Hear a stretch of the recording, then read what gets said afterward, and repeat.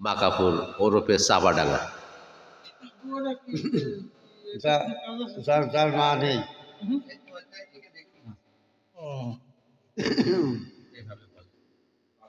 পাশে বললে পাশে বললে ঠিক আছে বলে না। আউযু বিল্লাহি মিনাশ শাইতানির রাজিম। বিসমিল্লাহির রহমানির রহিম। আলহামদুলিল্লাহি রাব্বিল আলামিন আর রহমানির রহিম মালিকি ইয়াউমিদ্দিন ইয়্যাকা না'বুদু ওয়া ইয়্যাকা নাস্তাঈন ইহদিনাস সিরাতাল মুস্তাকিম সিরাতাল লাযিনা আন'আমতা আলাইহিম গায়রিল মাগদুবি আলাইহিম ওয়ালাদ-দাল্লিন।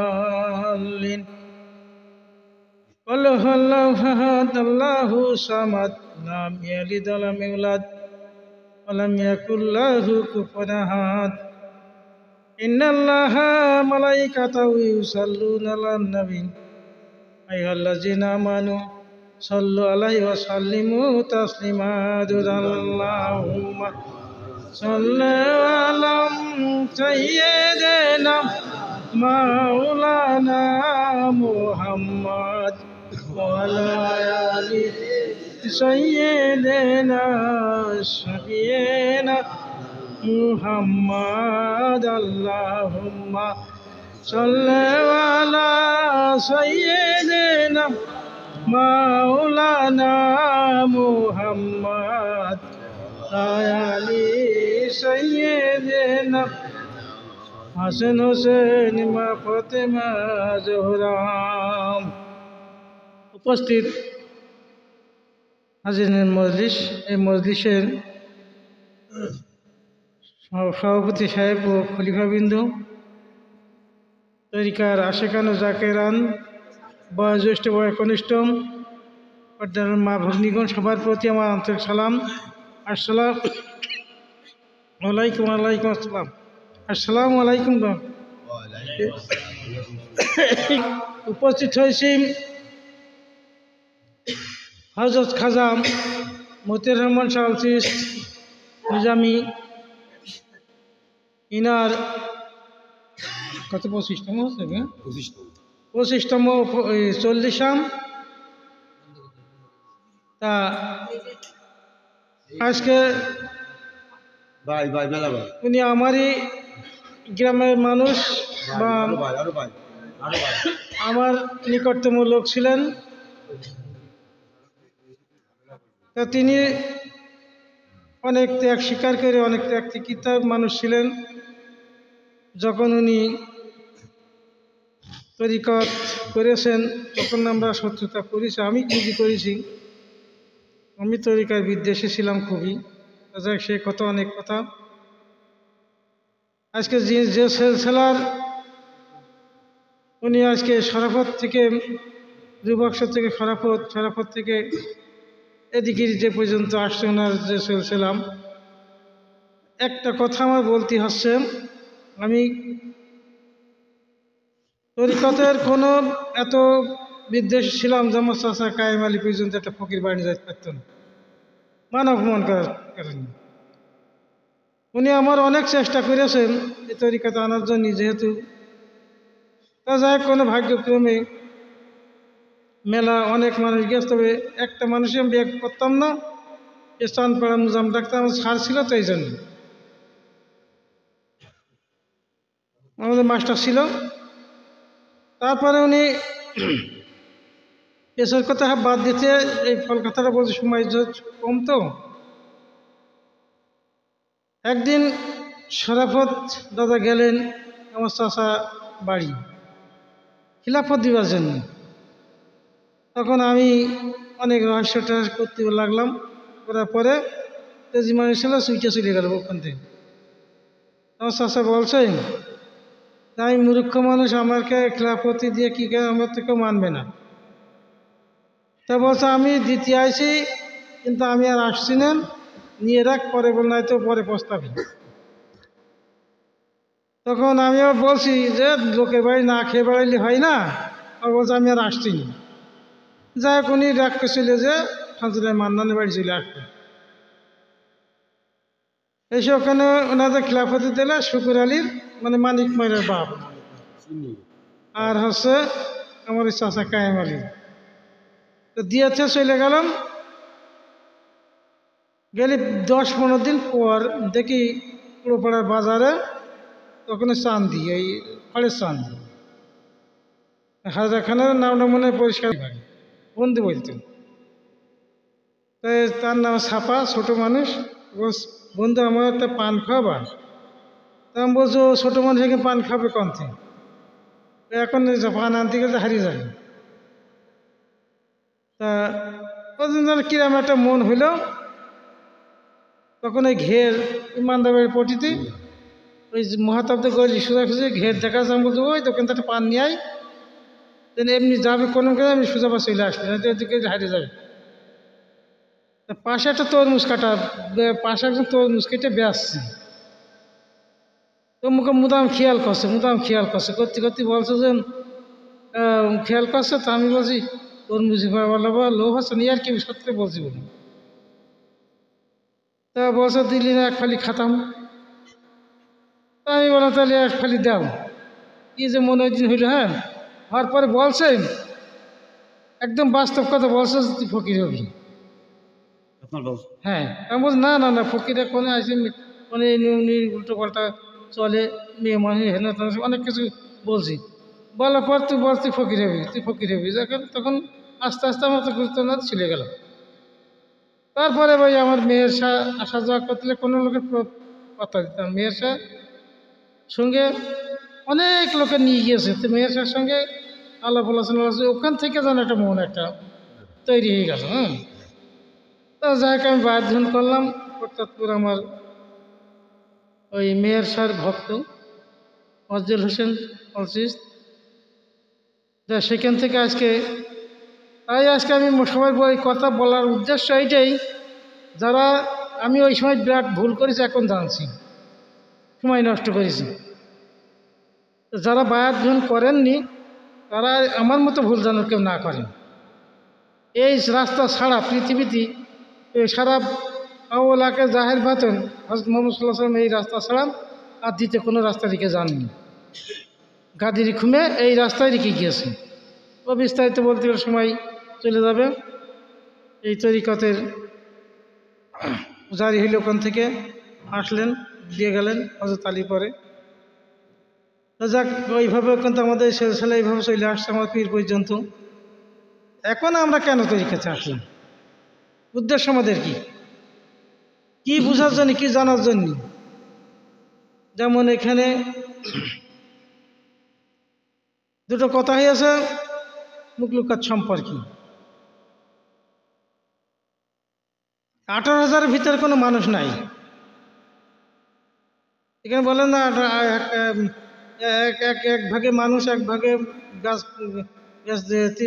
না। 18,000-এর ভিতরে কোনো মানুষ নেই। 18,000-এর ভিতরে আইজা বাইজা গয়জা, তার মানে সব জীবে গণ্য। 18,000-এর ভিতরে সব জীবে গণ্য। একটা জীবে চাবিয়ে খায়, একটা জীবে গিলে খায়। 6,000 চাবিয়ে খায়, 6,000 গিলে খায়। আর 3,000 এই বদ্ধজীব, এই গাছগাছা তৃণলতা, এই সমস্ত। এর ভিতরে মানুষ নেই। মানুষ হচ্ছে আরো 6,000 ঊর্ধ্বে, আরো 6,000 ঊর্ধ্বে। সেটা হচ্ছে আশরাফুল মুখলুকাত বলা হয়েছে, ওই মুখলুকাতটার কথা। এই আশায় জীবের থেকে যতক্ষণ আমরা পরিত্রাণ, গরু ছাগলে খাই, তারা কাজ করে, অনেক কিছু করে, তারা অনেক কিছু উপভোগ করে, কিন্তু আমরাও ওই খাচ্ছি, পড়ছে, যাচ্ছি, কিন্তু জীবের কায়দায়। এই জীবের থেকে যতক্ষণ আমরা পরিত্রাণ উদ্ধার না হব, এই জীবটা পারি যত নত আশরাফুল মুখলুকাত না, আমরা কেউ মানুষ হব। যখন আমরা জীবের থেকে উদ্ধার হব তখন মানুষ। যাই হোক, এখন কথা হলো আমরা কেন এই জগতে আসলাম, এই তরিকার জগৎ কেন আসবো, আমাদের কাজ কি, আমাদের হচ্ছে উদ্দেশ্যটা কি? আমরা নিজেকে বাস্তবায়ন করবার জন্য, নিজেকে জানবার জন্য, নিজেকে কি জানবো, কোন বিষয়টা আমাদের জানাই বিষয়। আমি তো আমার চিনি নেই, তাই একজন চীনা লোকের কাছে যাতে বলছেন, এই মাওলানারাও ওয়াজ করছে যে এই এলএম শিক্ষা করে শুধু চীন দেশ পর্যন্ত চলে যাও। চীন দেশ আমরা কি চিন্তা ভাবনা করেছি? চীন দেশ বলে কেউ বলছে যে আমরা বুঝবো এই চীন দেশ না, চীন দেশ তো ইসলামিক দেশ না। এক কথা, যে ব্যক্তি আমাকে চীনে দিতে পারবে চেনে, ওই ব্যক্তি হচ্ছে চীন দেশ। যাই হোক, এখন কি চিনবে আমার? প্রথম আমাদের স্তম্ভ তো পাঁচটা ইসলামের প্রথম স্তম্ভ হচ্ছে কলেমা। এই কলেমা যদি আমরা না চিনতে পারি, এই কলেমার থেকে সারা পৃথিবীর যা কিছু সৃষ্টি হয়েছে সবই কলেমার থেকে। এখন কলেমা দেখেন, হযরত মুহাম্মদ সাল্লাল্লাহু আলাইহি ওয়াসাল্লাম যখন মেরাজে গিয়েছিলেন, যে আল্লাহ বলল যে তুমি দোস্ত হিসেবে আমার কাছে এসেছো, উপঢৌকন স্বরূপ আমার জন্য কে এনেছো? তখন উনি বললেন আত্তাহিয়াতু লিল্লাহি ওয়া সালাতু তাইয়্যিবাতুন। তার বল তোমার উপহারে আমি সন্তুষ্ট হয়ে তোমার উপহার দিয়ে সন্তুষ্ট হয়েছি। তা বলছে যে ওখানে বলছে আত্তাহিয়াতু লিল্লাহি ওয়া সালাতু তাইয়্যিবাতুন। তখন আল্লাহ বলছেন আসসালামু আলাইকা ইয়া নবী ওয়া রাহমাতুল্লাহি ওয়া বারাকাতুহু, তোমার পরে আমি রহমত দিলাম। কাজে এতে হবে না আমার সলেহীন। তো বলছে আসসালামু আলাইনা ওয়া বাদাল সলেহীন, তোমার সলেহীনদের পর থাকলে। সলেহীন কারা? এই সলেহীন কারা? এবার সলেহীন কোন ব্যক্তি? তাই তখন ওখানে দুই ধনুকির ব্যবধানে আল্লাহর সঙ্গে যে কথাবার্তাগুলো হয়েছিল ডাইরেক্ট আল্লাহর সঙ্গে, এটাও কিন্তু কুরআন। কিন্তু পরে যারা ইসলামী রাষ্ট্র পরিচালনাকে নবীকে ছোট করার জন্য হাদিস কুচ্চি বানিয়েছে এই কথাগুলো। তারই একটা কথা আছে, বলছে লা ইলাহা ইল্লাল্লাহু মুহাম্মদ রাসূলুল্লাহ আলফ মাররাতুন বিলা তাহাকিক ফায়া কাফির। বলছে এই কালেমা বিনা তাহাকিকি, না দেখে না বুঝে, আরবিতে 1000 আলফ বলে, বলছে 1000 পড়িও সে কাফের। তারপরে তো কিন্তু বন্ধ করার কথা বলা হয়নি, বলুন। এখানে তাহাকিক করে দেখে শুনে করতে বলছে। এখন দেখ কোথায় এই কলেমার বাড়ি কোথায়? এখানে না নিজামুদ্দিনের বাড়ি আসেই, তাই আমরা এখানে আসতে পারিছি বা চিনতে পারছি বা কাজ করতে পারছি। তাহলে কলেমার বাড়ি কোথায়? নামাজের বাড়ি কোথায়? হজ করবো, হজের বাড়ি কোথায়? জাকাত দেবো, জাকাতের বাড়ি কোথায়? এই চিনবার জন্য কিন্তু আমরা নামাজ, হজ, জাকাত, কলেমা শিখবার জন্য তরিকার জগতে আইছি। যদি বলেন আমরা তো লা ইলাহা ইল্লাল্লাহ মুহাম্মাদুর রাসূলুল্লাহ পড়তে পারি, এ তো ওই দলিলটা আউট করে দিয়েছে এই কথাটা। এখন এদের বাড়ি কোথায় আমাদের আগে খুঁজতে হবে। ডক্টর সক্রেটিস বলছিল নো দায়িত্ব, নিজেকে জানো, জানলে গডকে জানা যাবে। তাই তাকে করলে কি, ওই দেশের ব্যবসায়িক ধার্মিক যারা ছিল তারা বলে ডক্টর সক্রেটিস কথা যদি মানুষ জনগণ শোনে তা আমাদের ব্যবসা নষ্ট হয়েছে, আমাদের কথা কেউ মানবে না। আর যদি ডক্টর সক্রেটিস কথা যদি মানতে হয় তাহলে আমাদের দেখাতে হবে, কিন্তু আমরা তো দেখাতে পারবো না, জায়গা দেখাতে পারবো না, এমনি বলতে পারবো কি। তখন ওনাকে হেমলক নামে লতা জাতীয় গাছ ছিল, তো এই রস বিষ হইতো, ষড়যন্ত্র করে তাকে বিষ খেয়ে ওই রস খেয়ে তাকে হত্যা করা হইল। ডক্টর সক্রেটিস কিন্তু হত্যা হয়নি। সারা বিশ্বে তার সারা বিশ্বে তার ইতিহাস জল করছেন, আর যারা মারছিল তাদের কোনো ইতিহাস নেই। পরে আমাদের হযরত মুহাম্মদ সাল্লাল্লাহু আলাইহি ওয়াসাল্লাম, উনি বলে ইংরেজি ভাষায়, আমাদের হযরত মুহাম্মদ সাল্লাল্লাহু আলাইহি ওয়াসাল্লাম এসে বললেন কি, মান আরাফা নাফসু ফাকাদ আরাফা রাব্বুহু, যে নিজের নফসকে, নিজেকে চিনেছে সে রবকে জানতে পেরেছে। যার রব জানা হয়ে গেছে তার কিছুই জানে। তাহলে বাড়ি আমরা এখন খুঁজে পেলাম, এই দেহ বাড়ি খুঁজে পেলাম, যে এখানে যা আসলি আমরা এখানে যে কারবার করে সেই কারবারগুলো আমাদের সব সিদ্ধি হবে। এখন এই কলেমার তরিকাটা বলি। এই কলেমার লা ইলাহা ইল্লাল্লাহ পর্যন্ত 12টা হরফ আছে, 5টা জাতীয় হরফ আর 7টা সিফাতি হরফ। তাই আমাদের কলেমের ভিতরে জাত সিফাত আছে। আমাদের তরিকাতের মানুষ এখানে অন্য মানুষ আমাদের জাত সিফাতটা অন্যদিকেও নিয়ে গিয়েছে ভুল করে, না কলেমার স্থান ঊর্ধ্বে। এখন এই কলেমার জাত সিফাত 5টা জাতীয় অক্ষর কোথায় আছে আর 7টা সিফাত অক্ষর কোথায় আছে? এই যে যদি এর যে এই 5টা হরফের কোন কাজ আর 7টা হরফের কোন কাজ, এগুলো শিখবার জন্য তরিকত আছে। যে ব্যক্তি আপনার তরিকা এই কলেমা দেখিয়ে দিতে পারবে, যেহেতু সেট করে দিতে পারবে তার কোন কায়দায় চলতে হবে, তাকে কিভাবে ব্যবহার করতে হবে, সে ব্যক্তি কামেল। এখন নামাজের কথা বলছে, নামাজ ফার্সি ভাষা, আরবি ভাষা সালাত, বাংলা ভাষায় বলছে সংযোগকারী। এখন সংযোগ কার বলে? যে আমার দুখন হাত দুই পাশে আছে একত্রিত করার নাম সংযোগ। এর না একে সেজদা বলা হয়েছে। যা সেজদা না হয় তা সালাত নেই, সালাত সঠিক না। এখন এই সেজদা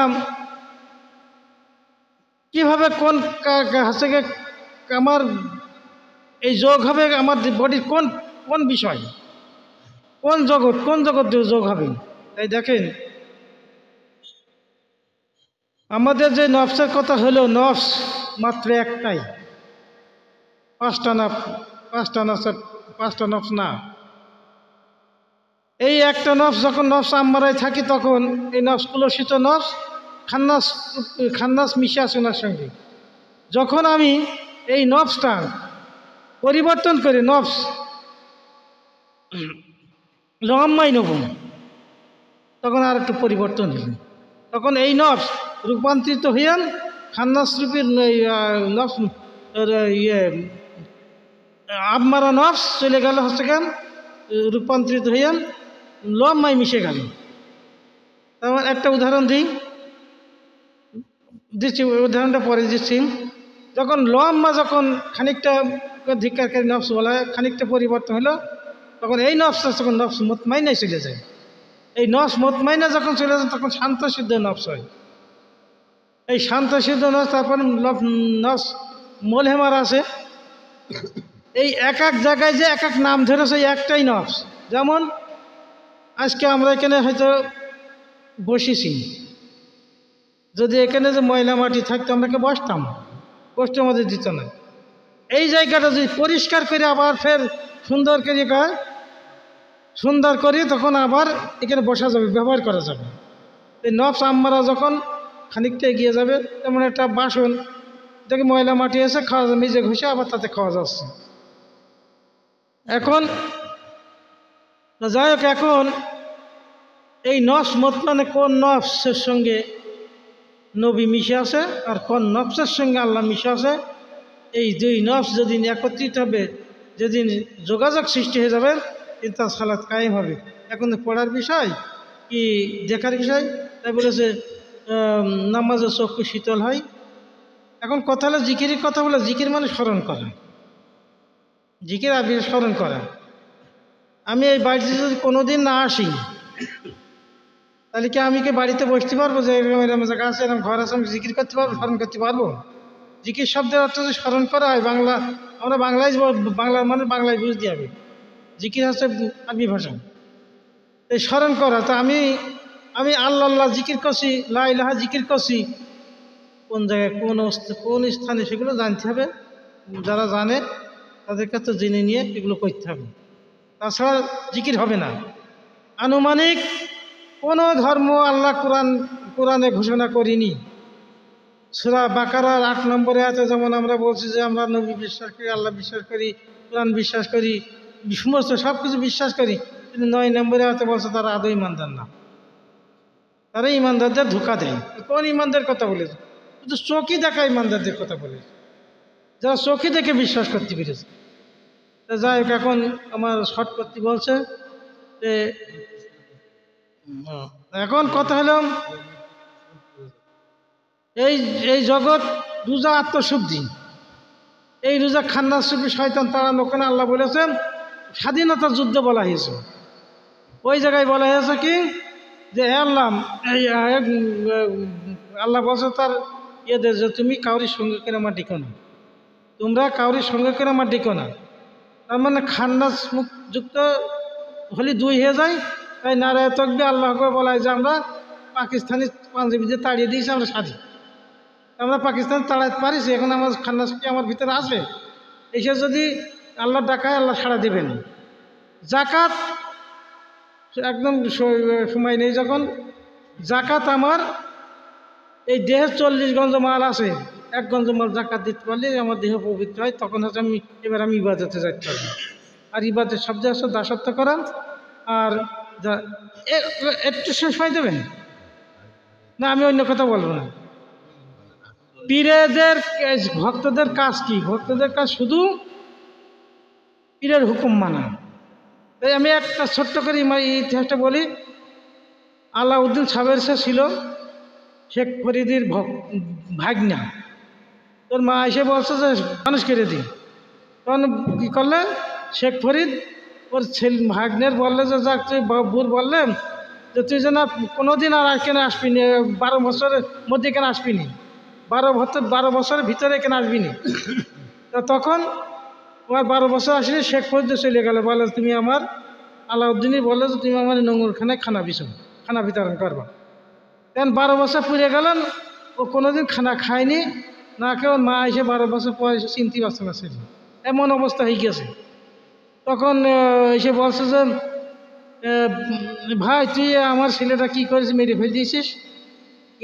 তখন এসে বলছে তুমি কিছু খাওনি নাকি? তো না হুজুর, আমি তো তোমার হচ্ছে গিয়ে আমার তো খাওয়ার হুকুম করে যাননি, আমার জন্য এই নোংরখানায় খানা বিতরণ করতে বলেছেন, আমি তাই করে যাচ্ছি। হ্যাঁ, খাতি বলেননি। তো তখন বলছে আল্লাহকে ফরিয়াদ করছে, হ্যালো আমি আর কি উপহার দেবো, আমার কিছু জানা নেই। তখন বলছে, তখন আল্লাহ তোর থেকে তোর আলাউদ্দিনকে আমি 70,000 আউলিয়ার সর্দার বানিয়ে দিলাম।